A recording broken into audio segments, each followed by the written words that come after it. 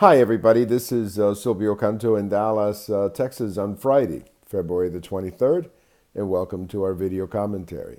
Well, we're going to keep talking today about this whole idea of school safety or school security and how to do whatever we can to protect our schools. And I have a post coming out Saturday morning where I talk about gun-free zones. I think gun-free zones have to be shut down.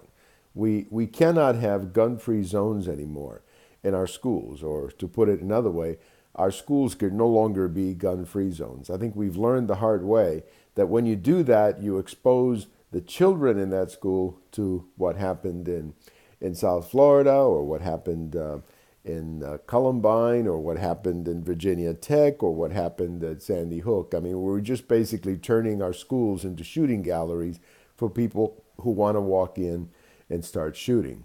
So I think you have to do away with the gun-free zones. That is the number one step. But then, of course, the next step is, how do you protect the schools? What actions and steps do you take?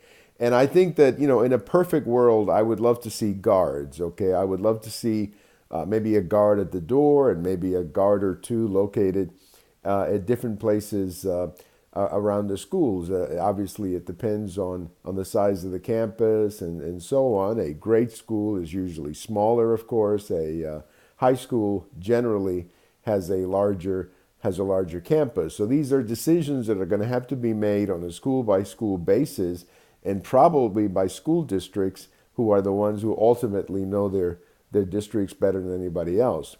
So, yes, I would support guards. I think having guards at the school would be a great step forward in preventing these kinds of situations in the future. Another idea that is floating around is the idea of giving teachers the option of carrying a weapon. Now, here in Texas, we already have carry and conceal, or conceal and carry, which is the law that allows a citizen to carry a gun.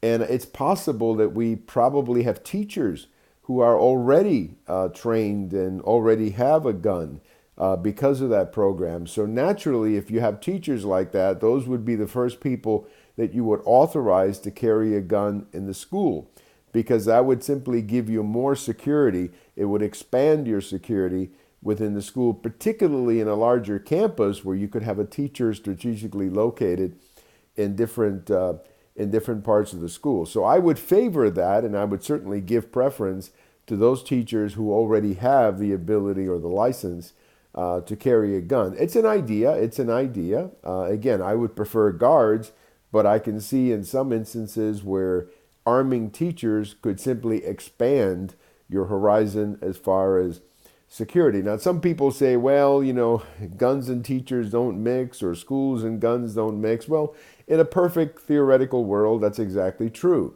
But we don't live in that world. The world that we live in right now is a world where our schools have become shooting galleries for people who walk in and start shooting.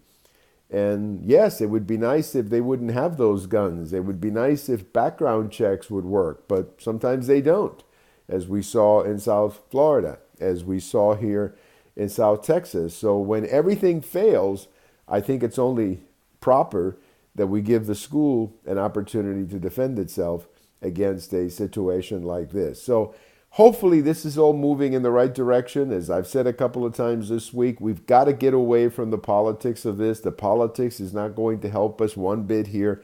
We have to think about the school children and their safety. That's all that matters to me. I'm not a security expert.